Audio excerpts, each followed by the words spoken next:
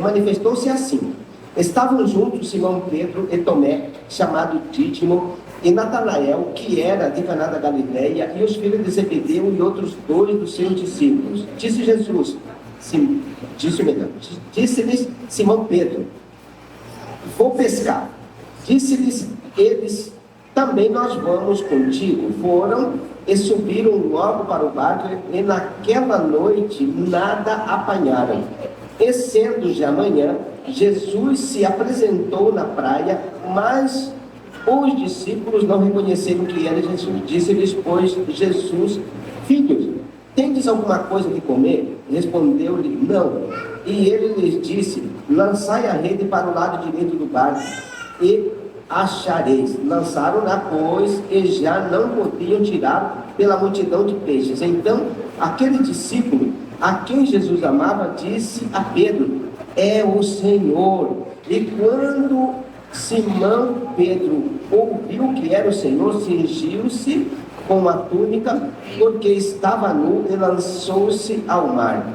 E os discípulos, e os outros discípulos foram com o barco, porque não estava distante da terra, senão quase 200 côvados, levando a rede cheia de peixes. Logo que desceram para a terra, viram ali brasas e um peixe posto em cima e pão. Disse-lhe Jesus, trazei os peixes que agora apanhastes. Simão Pedro subiu e puxou a rede para a terra, cheio de 153 grandes peixes, e sendo tantos, não se rompeu a rede. Disse-lhes Jesus, vinde comer. E nenhum dos discípulos ousava perguntar-lhe, quem és tu? Sabendo que era o Senhor. Chegou, pois, Jesus e tomou o pão e deu-lhes e semelhantemente o peixe. E já era a terceira vez que Jesus se manifestava aos seus discípulos, depois de ter ressuscitado dos mortos. E depois de terem jantado, disse Jesus a Simão Pedro, filho de Jonas, amas-me mais do que estes? E ele respondeu, sim, Senhor, tu sabes que te amo. Disse Jesus, apacenta os meus cordeiros. Tornou a dizer-lhes outra vez, Simão, filho de Jonas, amas-me? Disse-lhe, sim, Senhor, tu sabes que te amo. Disse-lhe, apacenta as minhas ovelhas. Disse-lhe terceira vez, Simão, filho de Jonas, amas-me? Simão entristeceu-se por lhe ter dito terceira vez, amas-me? E disse-lhe, Senhor, tu sabes tudo, tu sabes que eu te amo. Disse Jesus, apacenta as minhas ovelhas. Na verdade,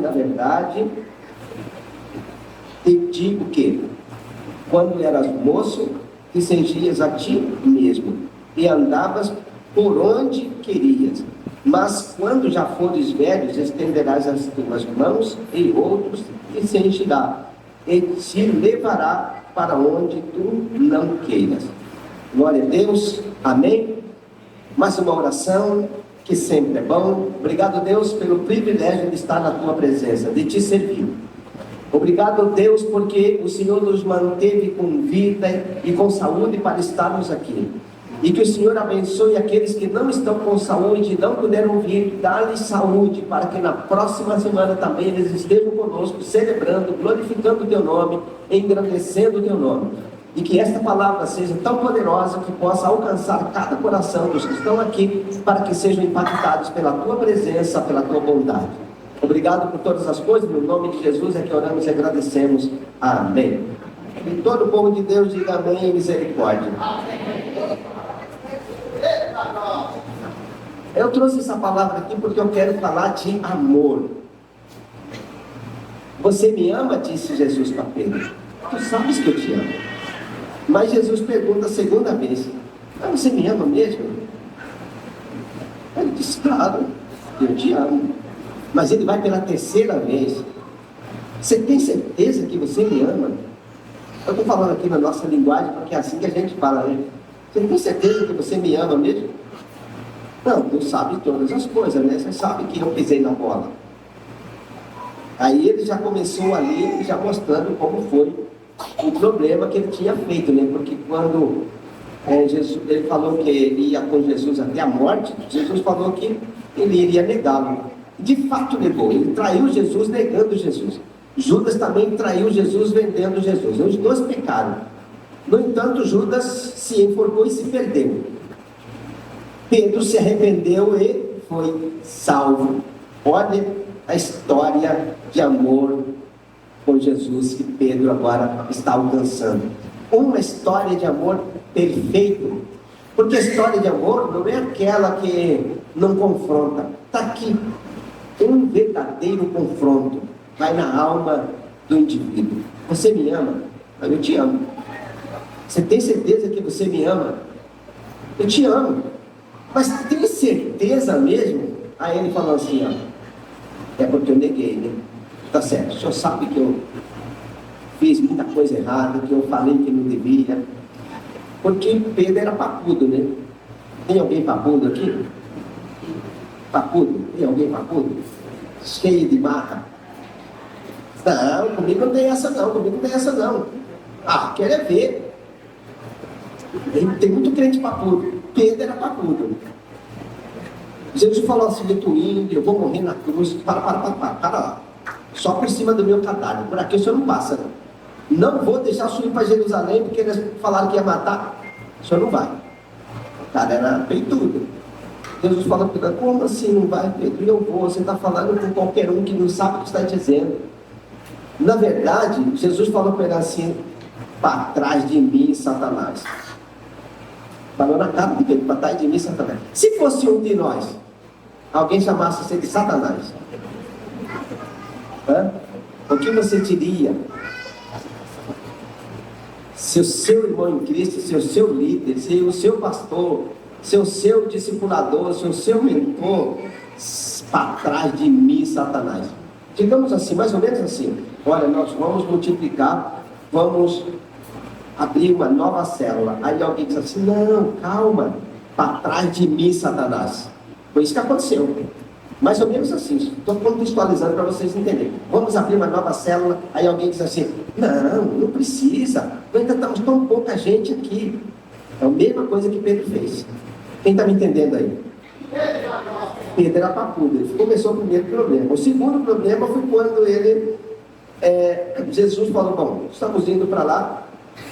Pedro disse assim, eu vou com o Senhor, e se for preciso morrer junto nessa coisa que o Senhor está falando, eu vou morrer junto. Você, Pedro, morrer por mim?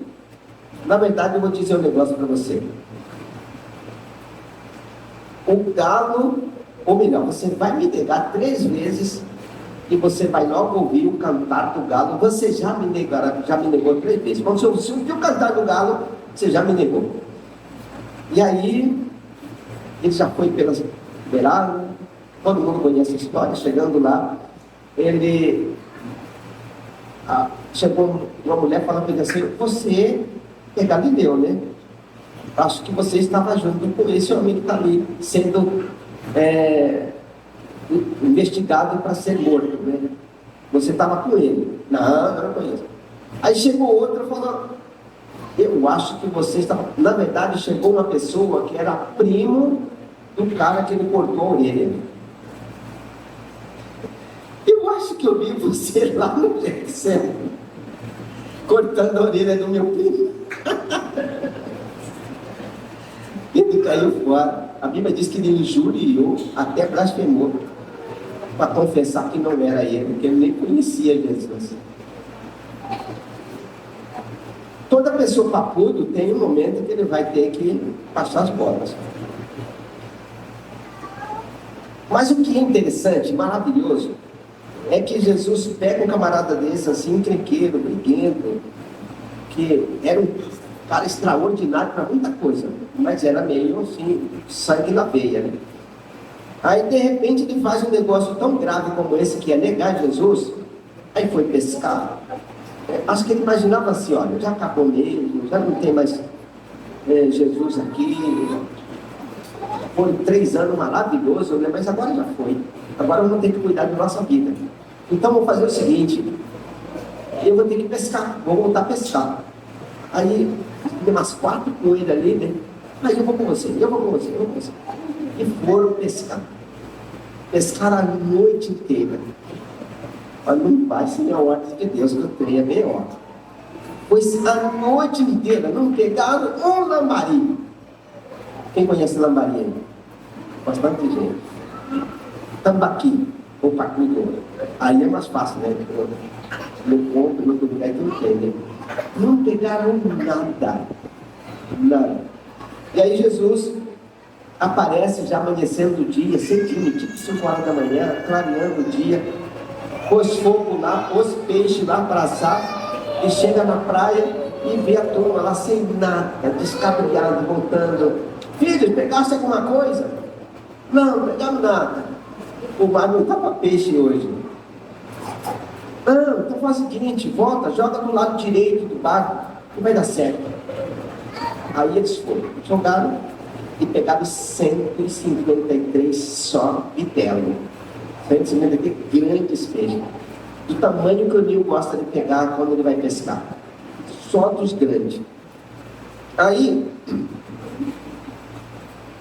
antes de voltar, estavam voltando com os peixes, né?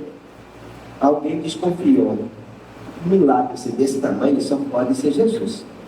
Quando chegaram mais perto, viram que era Jesus. Alguém veio e disse: Pedro, é Jesus. Ele mergulhou na água conforme Cristo. Aí depois saiu e tal, e voltou lá. O peixe já estava na brasa, comeram de boa, café da manhã, né? Ó, gente, aí uma boa dica: café da manhã, peixe assado. Nada de pão francês. Peixe assado. Aí vai lá, comeram de boa, acabou de comer, tá beleza? Você tá bem, Pedro? Comeu bem? Tá tudo certo? Só de passar a noite pescando, sem comida, ela estava parada de fome. Comeu bem, tranquilo. E aí? Tudo tranquilo? Tranquilo? Vem aqui, agora eu quero conversar com você. Negócio sério. Você me ama? Aí vem essa história de amor. Você já foi pego assim por Jesus, assim de frente, alguma vez que Jesus chegou no eixo assim para falar com você alguma coisa séria? Quem já passou por isso além de mim? Ninguém passou por isso? Meu Deus, que isso? Só meia dúzia? Meia dúzia que eu digo são uns 20 pessoas. Nunca Jesus pegou vocês de jeito assim, você de jeito para falar assim: não é assim, não é assim. Ou levanta. O que é isso que você está fazendo? Como crente, fazer um negócio desse? Nunca Jesus pegou você de jeito, não. Só eu que sou privilegiado, eu e Pedro. Eu peguei a missão de Pedro, que você conhece algumas vezes. Você não tem ideia do B.O. que eu já fui. Eu era mais ou menos igual Pedro, assim, eu acho, porque já passei por isso. Daí, você me ama? Eu te amo. Tem certeza do que você está falando, Pedro? Eu tenho certeza do que eu estou falando, Senhor. Mas, Pedro, de verdade, não. O Senhor sabe que eu te traí, que eu te neguei 3 vezes. Falei que não te conhecia, que nem sabia quem era o Senhor. Talvez Pedro imaginou que acabou tudo, né, antes. Mas agora, ele vê que começou tudo de novo. E a coisa é maravilhosa. Que história de amor. Vamos chamar a história de amor perfeita. A história de Jesus e Pedro. Porque alguém que nega, e agora poderia se considerar assim: acabou. Porque o que eu fiz não tem perdão. E eu acho que ele não vai me perdoar. Talvez ele poderia pensar num Jesus humano, num Jesus fraco, num Jesus ninguém, digamos assim. Mas ele esqueceu que Jesus é Deus. Eu até fiz um comentário hoje na escola de líder. Esse comentário serve para isso também. Eu fiz um comentário que tudo que Deus quer de nós é mais ou menos assim: que a gente vai atrás daqueles que estão perdidos indo para o inferno. E todos nós temos a responsabilidade de ir atrás dos que estavam perdidos indo para o inferno, dos que estão perdidos. Porque todos nós estávamos perdidos e íamos para o inferno, mas alguém pregou para nós. E nós aceitamos Jesus. Foi ou não foi? Sim ou não? Sim. Vocês estão vendo o que é? Se as pessoas pregaram para nós e nós aceitamos Jesus, agora estamos prontos para ir para o céu, significa que é para nós pregarmos para outras pessoas, para que elas aceitem Jesus, para que elas se preparem para ir para o céu também. Quando o homem pecou e ficou perdido, e estava pronto para ir para o inferno, uma pessoa cheia de pecado é como uma maçã podre, como alguém todo leproso espiritualmente, todo leproso espiritualmente. O que você faz com uma pessoa que não tem mais cura? Não tem mais cura. É lepra, é câncer que não tem mais jeito. O que você pensa de uma pessoa dessa? Pronto, morreu, acabou. Não tem mais jeito. É mais ou menos assim. Todo mundo que não tem Jesus é como alguém em estado terminal. E pensando na dimensão espiritual, nenhum de nós valíamos um piqui-ruí. Todos nós perdidos e acabados. Mas Deus não é vingativo. Deus não é um cara assim, tipo alguém que fala que Deus é zangado, qualquer coisa pune, qualquer coisa. Não, Deus não tem esse negócio. Deus é tão amoroso, mas tão amoroso, que não importa o que o cara fez. Aí eu fiz um comentário. A pessoa faz de tudo que não presta.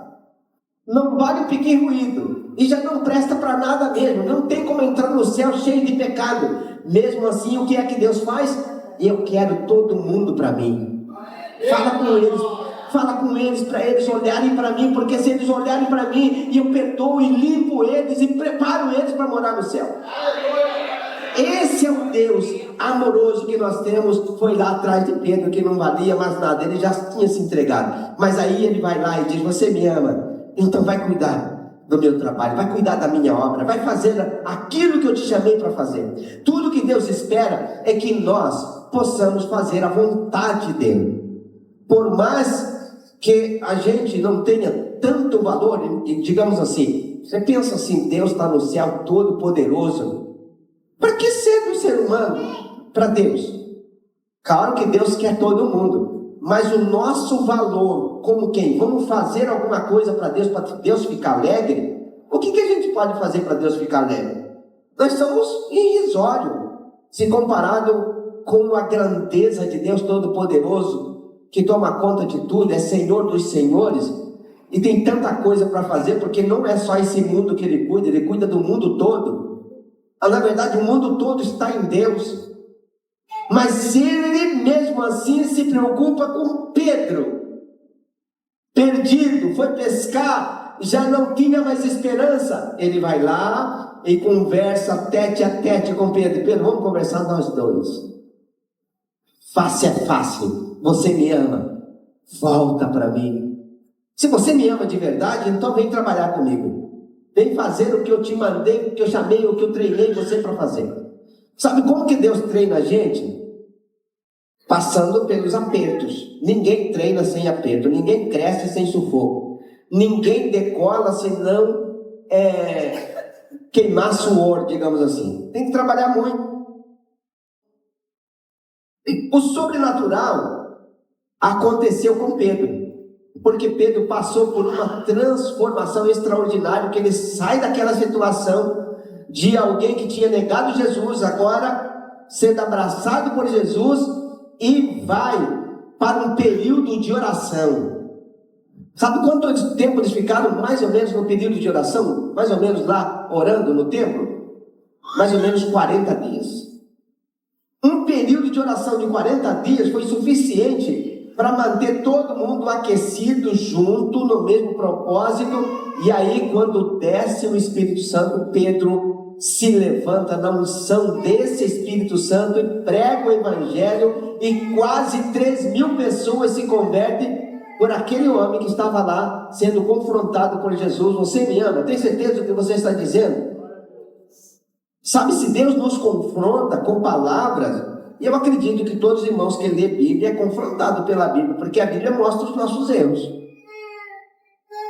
Só se não lê, porque se lê, tem confronto. Porque quando a gente está lendo, a gente vai vendo o que a gente está fazendo de errado. Isso é confronto. Sim ou não? Sim. Ok, então agora eu vou aumentar. Quem já foi confrontado por Jesus aí? Já aumentou, muita glória. Porque Jesus não vai aparecer assim, pessoalmente, igual apareceu para Pedro na praia, para todo mundo. Não aparece assim, mas a viva voz, eu já tive algumas com Deus. Algumas. E algumas eu já contei aqui. E eu era muito encrenquedo, você tem uma ideia? Uma vez Deus falou para mim assim: você vai trabalhar para mim e pregar o Evangelho. Olha o que eu falei para Deus: eu já trabalho e já prego. Tem tudo demais. Eu falo para você que eu não valia um pequeno ruído, você não tem ideia. E aí, por quê? Porque eu trabalhava como vice-moderador da igreja, eu pregava toda quarta e alguns domingos, um domingo sim, outro não. Eu fazia um monte de coisa na igreja. Quando eu estava liderando os homens, eu estava liderando a juventude, e eu era professor da escola dominical e superintendente da escola dominical. Então, eu fazia um monte de funções na igreja. Então, quando ele falou para mim, vai fazer, eu estou fazendo bastante. Assim, você não está vendo, não?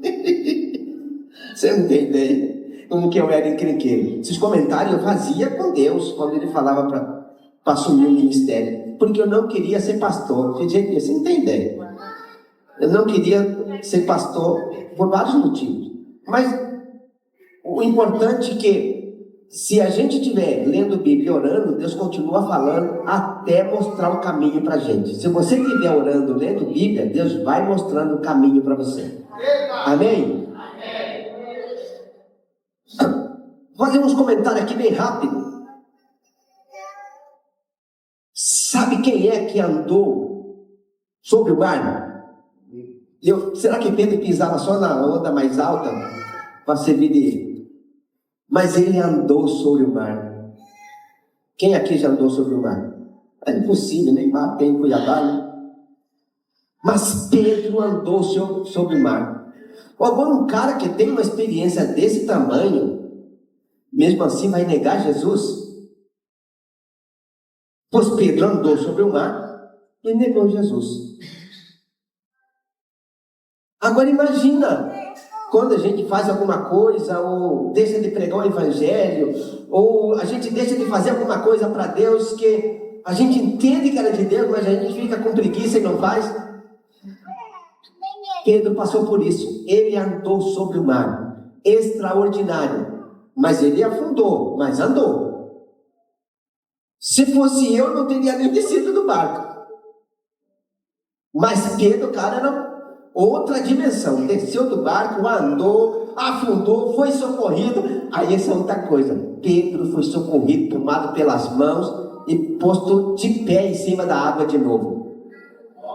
Jesus pega ele que estava afundando e põe de pé em cima da água. E aí vai os dois juntos, voltando para o barco. E ele vai de novo em cima das águas.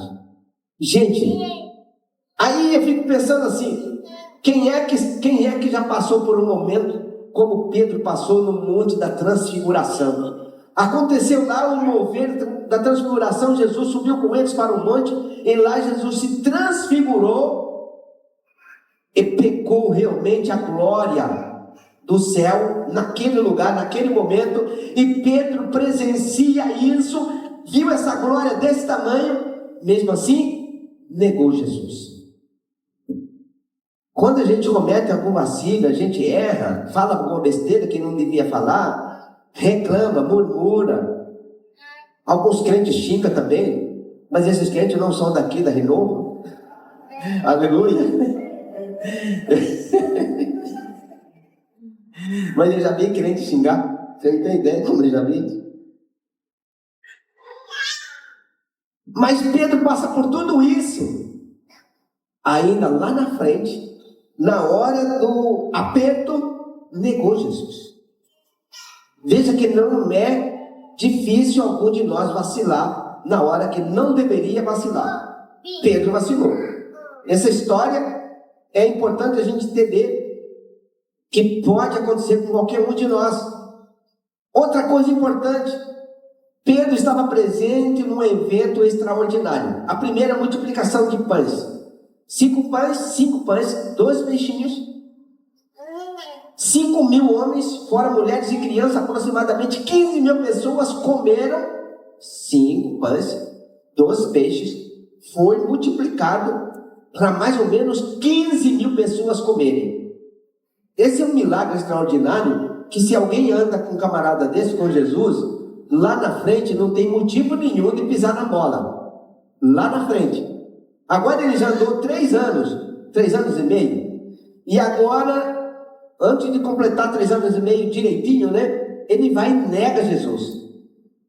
Não é difícil.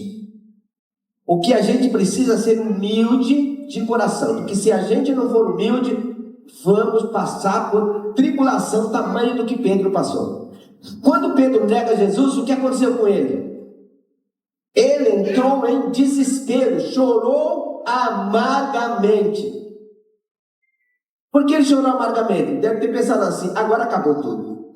Agora não tem mais jeito para mim. Eu cometi um erro maior do que o de Judas. Judas vendeu por 30 moedas. E eu neguei 3 vezes. Falaram que eu conhecia, eu falei que não conhecia. Vieram de novo, eu falei, eu não conheço.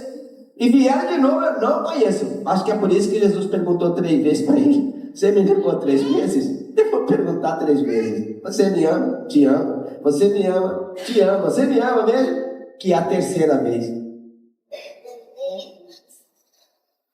Aí tem a segunda multiplicação de pães. A primeira no capítulo 6 de João.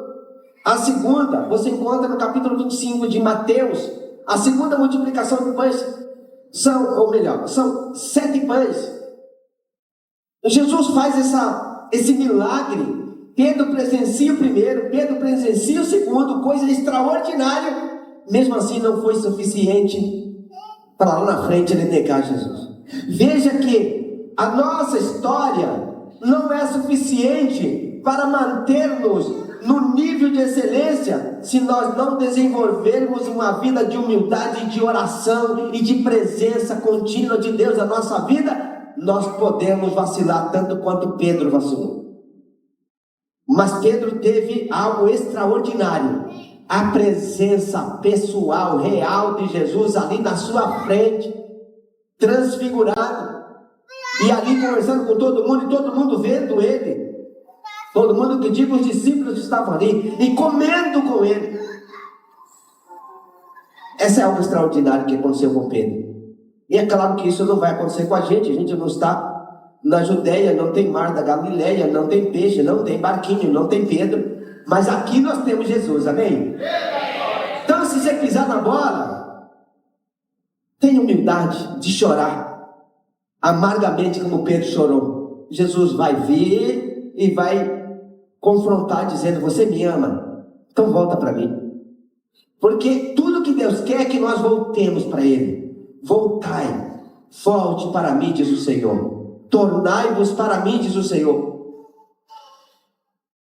São histórias espetaculares.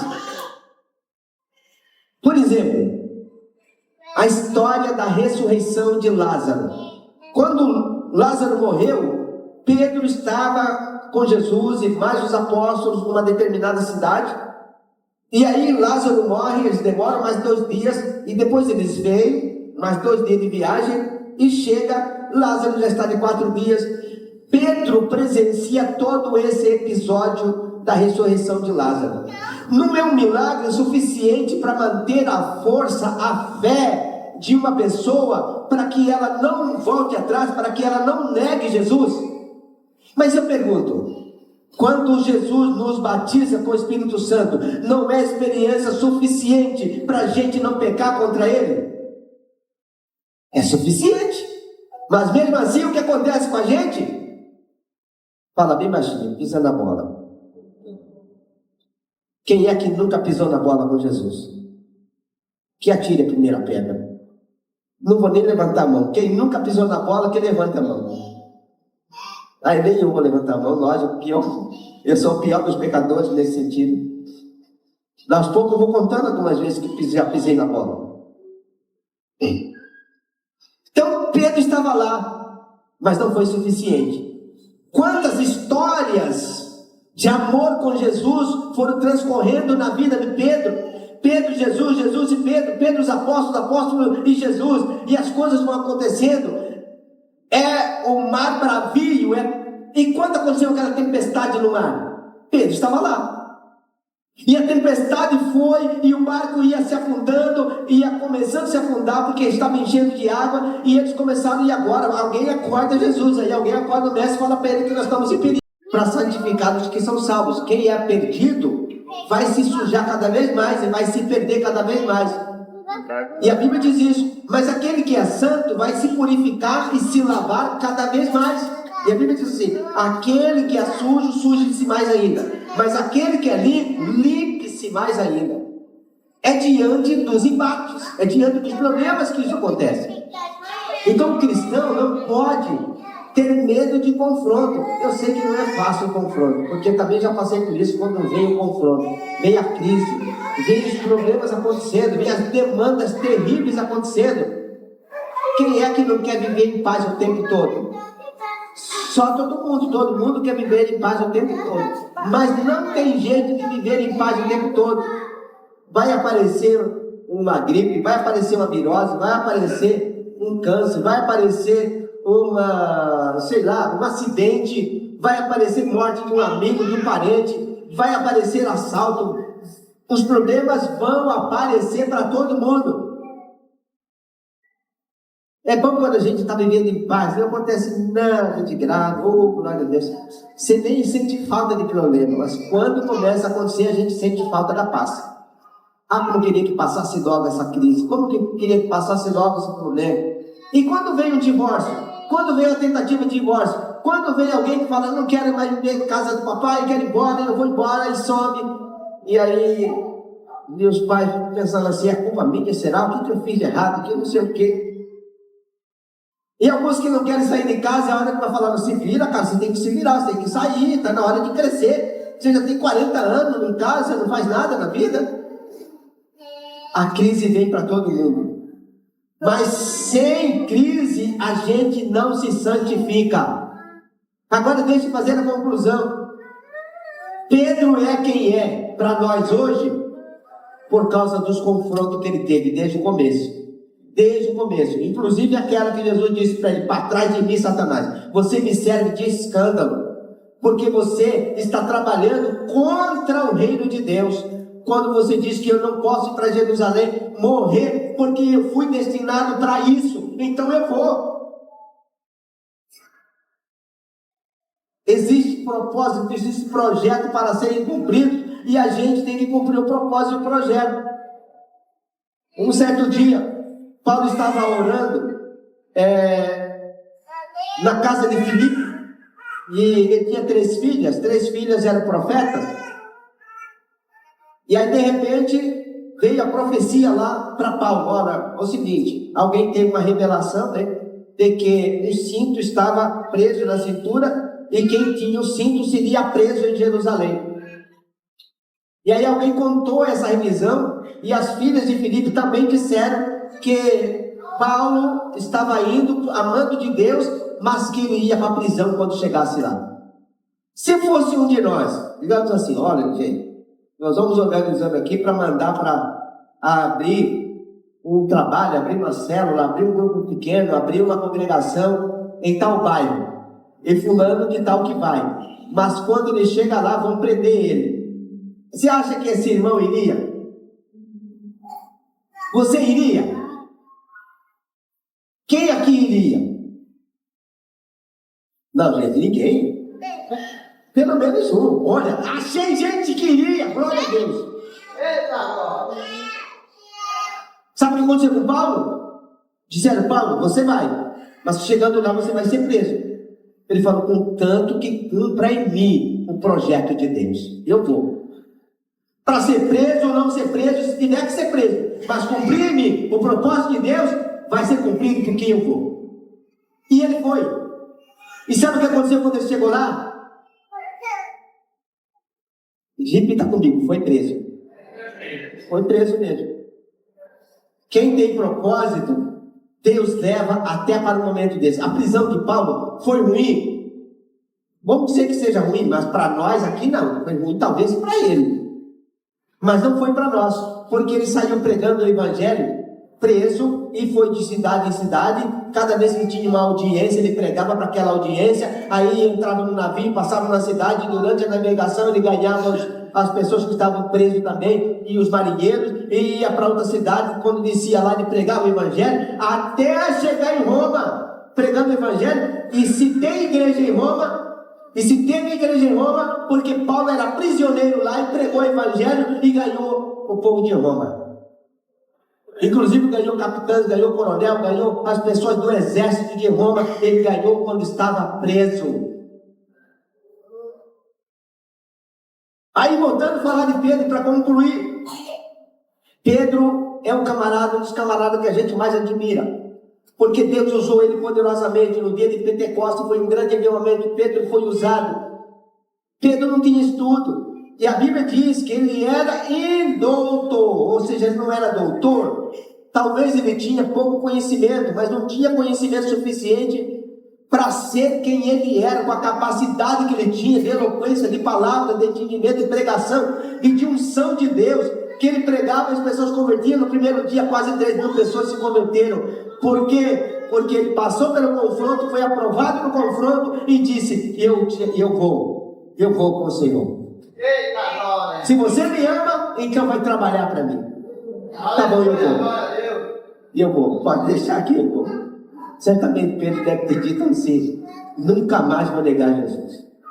E a gente encontra a história de Pedro, daí da sequência para frente, os tipos de problemas que ele teve, as prisões, os conflitos, as crises, e diz a história que ele morreu crucificado de cabeça para baixo por escolha dele. Quando chegou o dia de Pedro morrer, diz o historiador que perguntaram para ele: você vai ser crucificado. Avisaram ele: você vai ser crucificado. Ele disse: então espera um pouquinho, já que eu vou ser crucificado, me crucifiquem de cabeça para baixo, porque eu não sou digno de morrer como o meu mestre morreu. Isso que é conversão, isso que é tete a tete, isso que é confronto, que restaura o homem e que faz dele um exemplo do evangelho, um exemplo para o evangelho, um exemplo de pregação, um exemplo de pessoa vivendo para Deus. Aleluia! Amém? Amém. Você tem uma história de amor com Jesus? Qual é a sua história de amor com Jesus? Dá para passar pelo crivo que passou Pedro? Essa história de amor dá para passar desse jeito? Como é a sua história de amor com Jesus? Você tem uma história de confronto para conhecer a diferença ou indiferença? Um confronto de amor, ou um confronto de pegada mesmo, como Pedro passou? Se você não passou isso na sua vida, começa a orar, porque a oração é um confronto. Quando a gente começa a orar, Deus começa a falar com a gente para ir consertando o que está errado. Aleluia! Pode começar uma vida de oração, você vai ver Deus mudando a sua história. Porque Deus muda. Que tipo de história você construiu ao longo da sua vida com Jesus? É parecido com o de Pedro ou parecido com o dos outros apóstolos? Uma história sem nem altos e baixos, sem nada que pudesse trazer assim um marco concreto de que Deus estava presente na sua vida ou nessa história. Se você não tem, eu desafio você a partir de hoje construir uma história de amor com Jesus. Pode dizer para Jesus: Jesus, muda a minha história, muda a minha vida. Se tem alguma coisa errada, toca na minha vida, me ajude a mudar.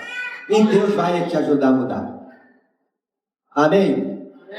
E pode começar hoje, amém? Pode começar hoje. E eu quero convidar você para participar da ceia do Senhor agora. Aleluia.